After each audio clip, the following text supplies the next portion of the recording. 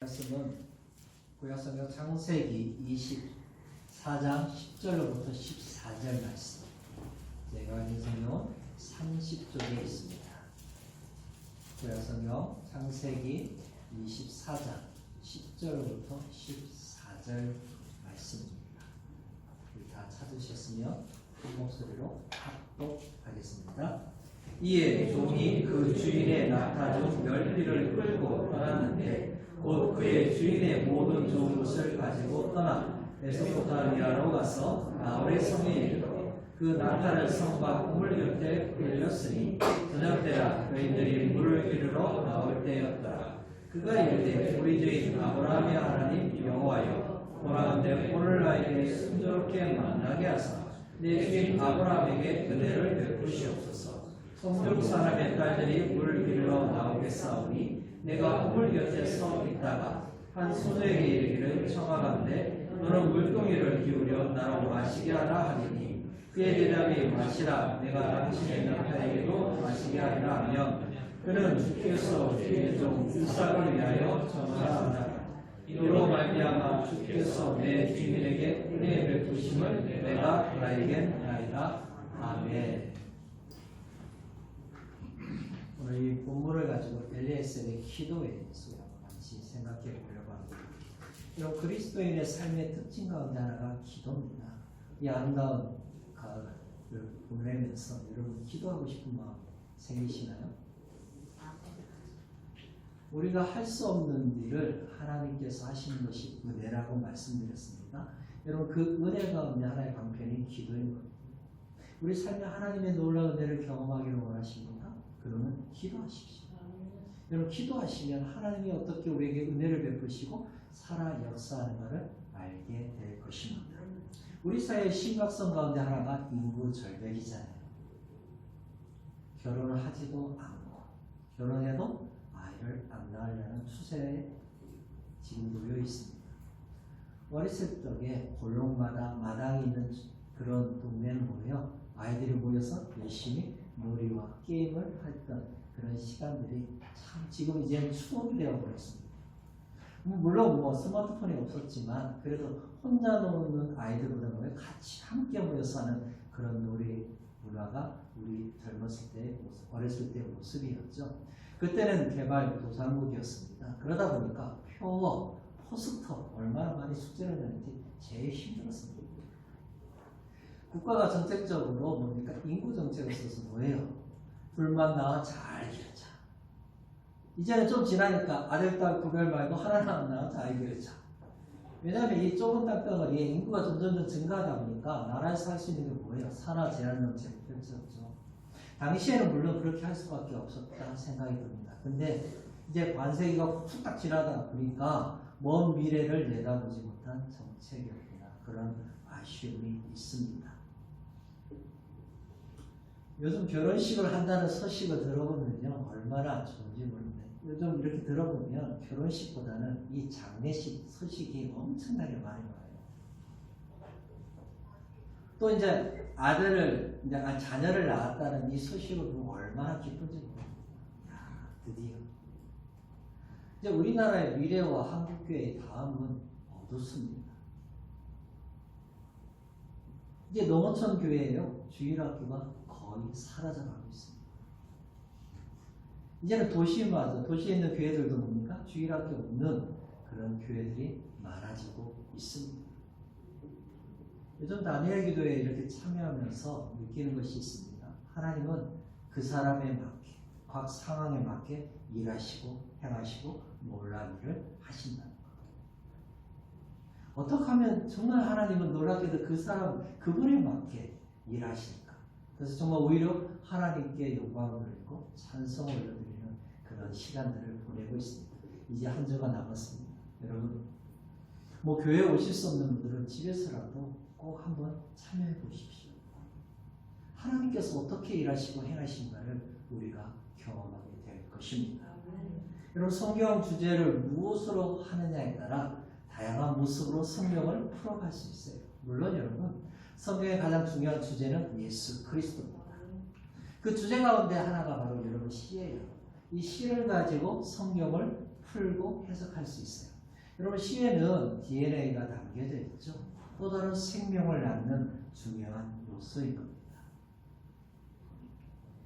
아브라함은 아내 사라를 통해서 아쉽게도 단 한 명의 아들 이삭을 얻게 됩니다. 물론 아브라함에게는 배다른 아들들이 많이 있습니다.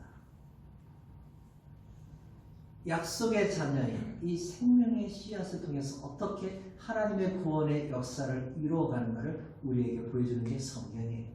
이것은 믿음의 백성인 저와 여러분은 똑같습니다. 우리가 어떻게 이 생명의 이 씨를 이어갈 수 있는가? 가정을 통해서 하나님은 이어가신다는 거예요. 그래서 여러분 우리가 우리 자녀들을 믿음으로 세워가는 것이 그만큼 중요한 거예요. 계속해서 이 믿음의 대를 이어가도록 하는 것이 우리 부모의 책임이요 사명이라는 거죠. 오늘 하나님께서는 이 아브라함이 이 생명의 씨앗인 이삭을 어떻게 이어가는가, 특별히 이삭의 결혼의 과정을 통해서 우리에게 가르쳐주고 있습니다. 창세기 24장은 이삭의 결혼에 관한 이야기라는 거예요. 이런 그 가운데서 하나님이 어떻게 이 생명의 씨앗을 이어가는가를 우리에게 그리고 있는 것이죠. 여러분 창세기 24장 1절은 이렇게 시작하고 있습니다. 아브라함이 나이가 많아 늙었고 여호와께서 그에게 범사의 복을 주셨더라. 아멘. 그럼 아브라함이 몇 세에 이삭을 낳았죠? 100세입니다. 그럼 이삭이 몇 살 때 결혼을 하게 되죠? 40살, 40살입니다. 여러분 그렇다면 아브라함의 나이는 어느 정도 추측이 가능하죠? 140 정도 된다는 거예요. 여러분 아브라함의 향년이 175세입니다. 그럼 이제 뭐예요? 35년밖에 안 남은 거예요. 이삭이 신부감을 얻는 이 모든 과정 속에서 중요한 역할을 한 사람이 한 사람 나옵니다. 오늘 본문 속에는 한 종이에요. 그럼 바로 엘리에셀이. 엘리에셀이 어떻게 하나님 앞에 기도했는가가 이삭의 결혼에서 중요한 포인트예요. 우리 자녀들이 있잖아요. 또 이미 결혼시키신 분도 있지만 이제 뭡니까? 손주들도 결혼시켜야 되잖아요. 그러면 이 엘리에셀의 기도를 통해서 어떻게 하나님 앞에 기도로 준비하는가를 우리가 한번 같이 살펴보려고 합니다. 첫 번째, 엘리에셀의 기도는 하나님의 은혜를 구하는 믿음의 기도라는 거죠. 여러분 장래가 어떻게 될지 우리는 알 수 없어요. 그렇기 때문에 뭡니까? 하나님 앞에 기도하는 겁니다. 우리 10절로부터 12절 다시 읽겠습니다. 이에 종이 그 주인의 낙타 중 10匹를 끌고 떠났는데 곧 그의 주인의 모든 좋은 것을 가지고 떠나 메소포타미아로 가서 나홀의 성에 이르러 그 낙타를 성과 우물 곁에 올렸으니 저녁때라 여인들이 물을 기르러 나올 때였더라. 그가 이르되 우리 주인 아브라함의 하나님 여호와여 원하건대 오늘 나에게 순조롭게 만나게 하사 내 주인 아브라함에게 은혜를 베푸시옵소서. 아멘. 네, 여기까지 보겠습니다. 여러분 성경에 엘리에셀은 3명이 나와요. 창세기에 보면 제일 먼저 언급된 사람이 오늘 아브라함의 종인 사람입니다. 여러분 종하니까 우리가 생각하고 있는 그런 종이 아니에요. 모든 집안의 살림을 맡는 집사예요. 매니저랍니다. 여러분 엘리에셀을 한때 뭡니까? 아브라함의 후계자로서 삼으려던 사람이죠. 창세기 15장 2절에 보면 이 말씀이 있습니다. 아브라함이 이르되 주 여호와여 무엇을 내게 주시려 하나이까? 나는 자식이 없사오니 나의 상속자는 이 다메섹 사람 엘리에셀이니이다. 아멘. 아브라함의 수많은 종들 가운데 한 사람이 엘리에셀이에요. 여러분 엘리에셀의 이름의 뜻을 보십시오. 엘리 나의 하나님, 에셀 도움 조력이라는 거예요. 그러니까 뭐예요? 엘리에셀은 하나님은 나의 도움이시다. 여러분 엘리에셀은 그의 삶 속에서 뭡니까? 하나님을 전적으로 의존하면서 살았어요. 왜요? 나의 도움이 여호와 하나님이시니까. 그리고 하나님의 구원의 역사에 조연으로서 충실하게 살았던 사람입니다. 고대 이 중동 지역에서는요, 이 주인이 자녀, 특별히 아들이 없으면 상속 대가 끝나도 그럼 어떻게 해요? 종들 가운데 신실한 한 사람을 세워서 뭡니까? 후계자로 삼는다.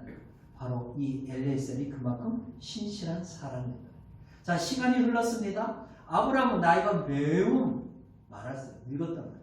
그리고 엘리에셀도 늙었다 이렇게 표현합니다. 근데 여러분 여전히 엘리에셀은 뭐예요? 그 가정에 아브라함의 가정의 집사로서의 역할을 충실히 하고 있다.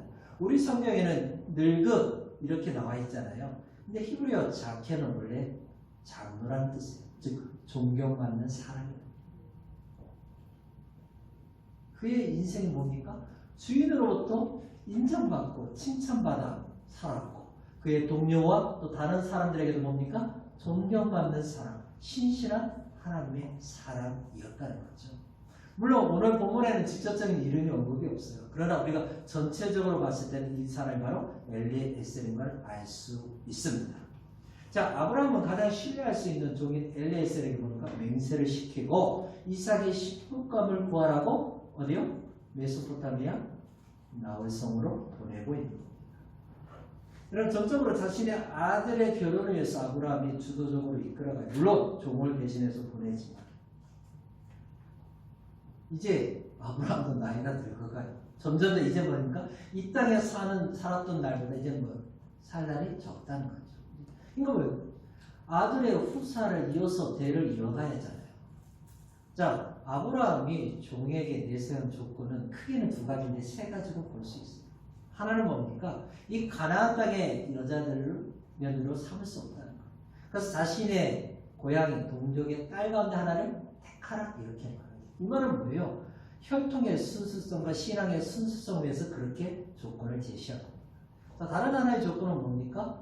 본인을 위해서가 아니라 아들을 위해서 택하라고 이렇게 말합니다. 여러분, 다르지만 비슷한 게 반복되고 있습니다. 누구를 위해서요? 아들을 위해서 택하라는 거예요. 물론 여러분, 믿음의 가정에도 뭐가 있어요? 고부 간의 갈등이 있어요. 물론 이유는 다양해요. 며느리가 내 기준에 안 맞을 수 있어요. 근데 오늘 본문을 보십시오. 나의 기준이 아닙니다. 우선되는 게 뭐예요? 아들입니다. 아들이 세운 기준, 아들이 세운 생각을 존중해 주라는 거예요. 자, 다른 하나의 조건은 뭡니까? 혹시 그 여자가 나를 따라오지 않으면 이 이삭을 그곳으로 데려가야 합니까? 그러자 뭡니까? 아브라함은 아니라는 거예요. 너를 따라오는 그 여인은 택하라고 이렇게 말합니다. 여러분, 이 종과 여인은 한 번도 만난 적이 없어요. 그리고 여러분, 본인이 결혼할 그 대상자인 이삭이 어떻게 생겼는지 어떤 사람인지 몰라요. 단지 뭡니까? 이 종을 통해서 들은 것을 가지고 결단해야 한다. 근데 이 종의 말을 듣고 따라온다는 건 뭡니까? 하나님께서 예비한 사람이라는 거죠. 이 주인과 맹세 후 이 종이 뭡니까? 먼 여정을 떠납니다. 이삭의 신부감을 구해서 떠나죠. 여러분, 우리가 보십시오. 그 거리가 어느 정도일 것 같아요? 헤브론에서 나홀섬까지의 거리입니다. 직선거리만 해도 우리가 부산에서 신의주까지가 대략 680km 정도 된다고 하잖아요. 시간만 해도 뭡니까? 최소한 열흘 이상, 그러니까 20일 이상 걸리는 거리예요. 근데 여러분, 우리가 알지만 모든 길이 다 직선입니까? 아니잖아요. 꾸불꾸불하단 말이에요. 그래서 여러분, 학자들은 대략 900km라고 보고 있습니다. 어마어마한 시간이에요. 여러분, 하루에 사람이 걸어갈 수 있는 최대 거리를 보통 어느 정도예요? 40km. 근데 낙타 10마리를 데려가니까 시간이 더 걸리겠죠. 그래서 대략 28일 정도, 한 달 정도 걸리는 먼 여행을 떠나고 있는 것이에요.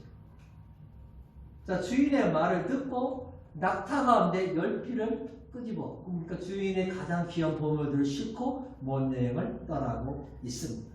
물론 여러분, 낙타는 아주 위험하죠. 험악한 환경을 이길 수 있는데 최적정의 동물인 거예요. 또 짐을 실을 수 있습니다.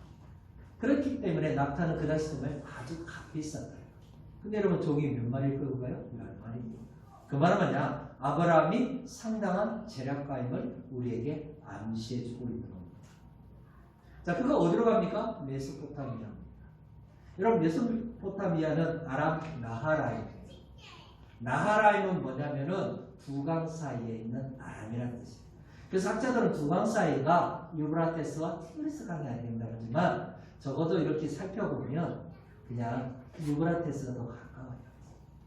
그러니까 유브라테스에 있는 아람이라는 거예요. 근처에. 이 아람이 뭡니까? 고지, 산지라는 뜻이에요. 그러니까 여러분, 이 티그리스 강에 있는, 유브라테스 근처에 있는 고산지, 그것이 바로 뭐예요? 메소포타미아. 근데 그것을 다른 이름은 뭐예요? 바단 하람. 우리가 세계 문명의 3대 문명 가운데 하나가 어디라고요? 메소포타미아. 바로 그것이에요. 그가 도착한 곳이 나홀성입니다. 아브라함의 동생의 이름도 뭐예요? 나홀이에요. 이 나홀은 아버지와 형님이 갈 때 우르를 떠났을 때 같이 따라와서 이 하란에서 정착했는지를 알았어요. 근데 창세기 11장 이렇게 보면은 이 나홀의 이름은 사실 언급이 안 돼 있어요. 그래서 아버지와 형이 떠난 후에 나중에 아버지가 있는 이 하란으로 와서 정착한 것이 아닌가 이렇게 생각할 수 있겠죠. 나홀의 성이라니까 우리는 어떤 생각을 하죠? 야, 나홀이 그래도 적어도 영향력을 끼쳐서 그 성의 이름을 나홀이라 한 것이 아닌가? 그러나 그렇지 않아요. 이 하란 근처에 있는 도성의 이름이 바로 뭐예요? 나홀이에요. 그러니까 나홀은 놀랍게도 자신이 살고 있는 그 지역의 이름이 뭐예요? 나홀이에요. 본의 이름과 똑같아요. 자, 이 나홀성의 우물가에 도착한 누구? 이 종은 뭐합니까? 하나님 앞에 기도하죠. 그때가 언제요? 저녁 무렵이라고 말하고 있습니다. 여러분 저녁 무렵 하니까 뭡니까? 여자들이 물을 깃기 위해서 와야 할 시간임을 암시해 줍니다. 여러분 중동지역은 우리가 알고 있지만 이 낮에는 활동할 수 없어요. 그러니까 대부분 뭐예요? 낮에는 쉰단 말이에요. 특별한 상황이 아닙니다.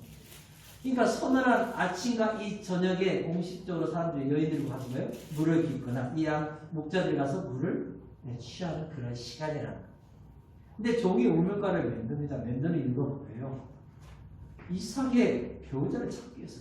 그 말은 뭐냐면 드디어 하나님께서 이 우물가를 통해서 결혼의 놀라운 일을 행하고 있음을 우리에게 알려주는 거죠.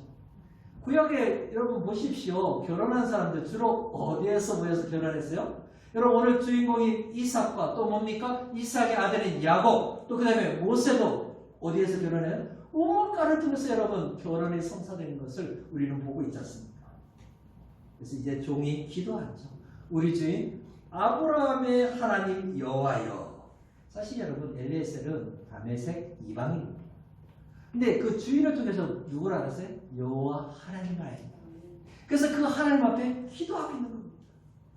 오늘 순조롭게 이삭의幸福감을 만날 수 있도록 도와달라고 기도합니다. 여러분 그렇게 기도한 이유가 있어요. 왜요? 나의 주인 아브라함에게 은혜를 베푸신 겁니다. 하나님 아브라함에게 당신의 종인 아브라함에게 은혜를 베푸는 것은 바로 뭐입니까? 순적하게 이삭의 아내를 만나게 하는 겁니다. 이렇게 기도하고 있는 거예요. 그럼 그가 그렇게 자신있게 하나님 앞에 믿음의 기도를 할 수 있는 근거가 어디 있어요? 바로 그의 주인인 아브라함의 믿음의 기도 때문에 가능합니다. 창세기 24장 7절에 아브라함의 고백이 있습니다. 하늘의 하나님 여호와께서 나를 내 아버지의 집과 내 고향 땅에서 떠나게 하시고 내게 말씀하시며 내게 맹사하여 이르시기를 이 땅을 내 씨에게 주리라 하셨으니 그가 그 사자를 너보다 앞서 보내지리라. 그가 그 사자를 너보다 앞서 보내지리라. 내가 거기서 내 아들을 위하여 아내를 택할지니라. 아멘. 아들 이삭을 모리아 산에서 바쳤을 때 아브라함은 죽은 자 가운데 다시 살릴 것을 믿었습니다.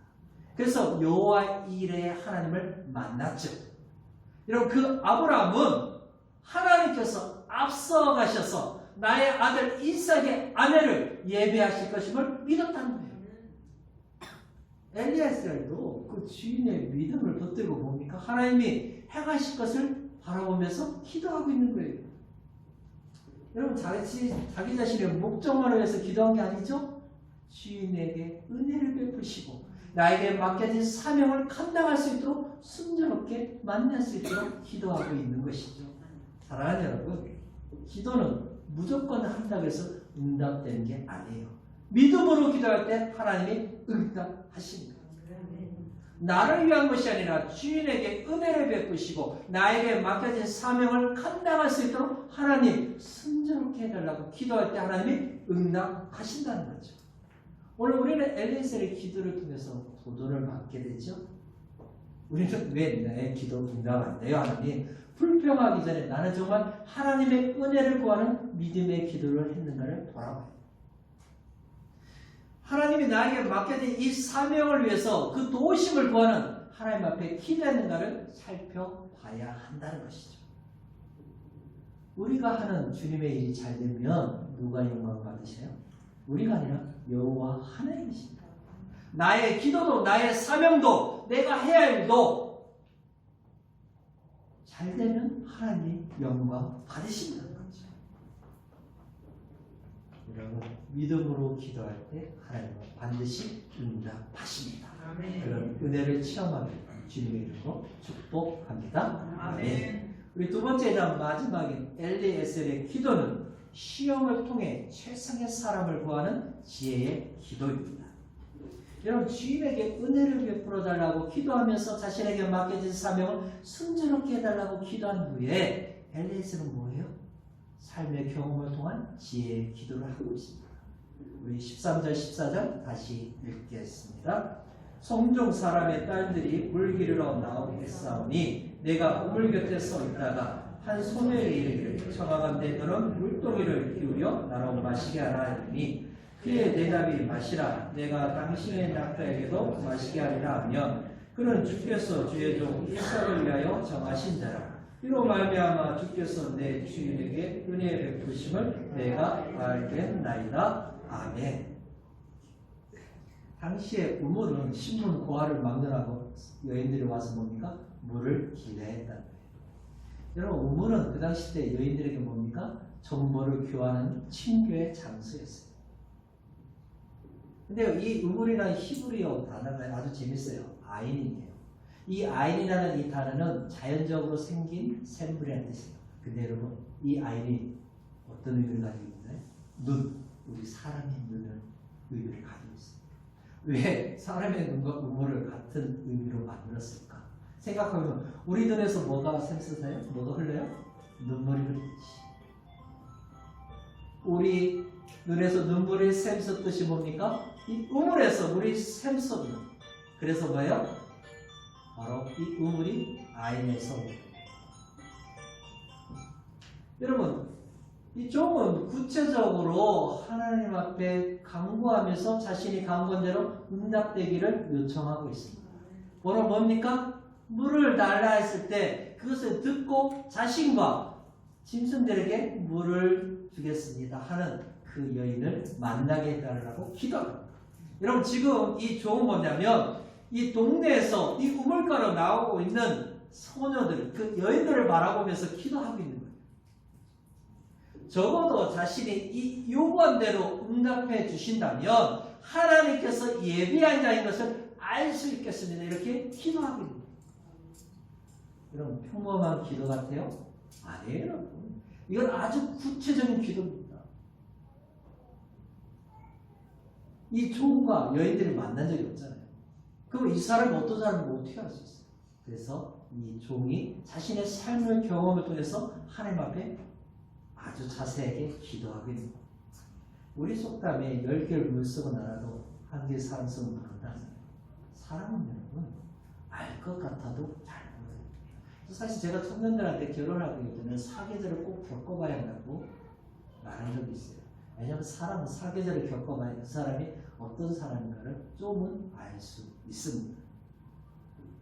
그래서 여러분 이 종은 주인에게 은혜를 베푸시고 자신에게 맡겨진 이 사명이 순종하게 이루어질 수 있도록 기도한 후에 뭐예요? 삶의 지혜를 통해 하나님 앞에 요청하고 있는 거죠. 자, 엘리셀이 이 만나는 소녀에게 이렇게 질문을 하면 반응들이 각각 나오겠죠? 어떤 소녀는 거절할 수 있습니다. 또 어떤 소녀는 뭡니까? 그가 요청한 대로 그에게 물을 줄 수 있어요. 거기서 끝. 자, 어떤 소녀는 뭡니까? 그에게 요청한 것 더 이상으로 응답할 수 있다는 거예요. 여러분 첫 번째 그 소녀는 좋은 신분 아니겠죠. 두 번째는 보통 신분. 마지막으로 여러분 그 신분은 뭡니까? 최상의 신분이에요. 그래서 이 종은 그렇게 지금 뭐예요? 기도하고 있는 거예요. 그렇다고 여러분 엘리에셀이나 나중에 응답한 리브가가 이 결혼에 도박을 건 게 아니잖아요. 여러분.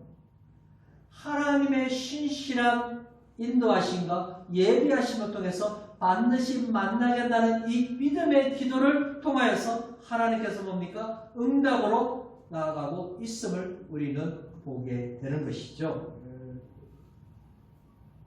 여러분 처음 만난 이 소녀의 응답을 통해서 우리는 뭡니까? 삶은 그 여인의 삶을 어느 정도 알 수 있다는 겁니다. 여러분 삶은 그 사람이 살아온 그 삶을 통해서 만들어지는 거예요. 어제의 삶이 오늘 여러분의 모습입니다. 오늘 여러분이 살아가고 있는 이 삶의 모습이 내일의 여러분의 삶의 모양이 될 것입니다.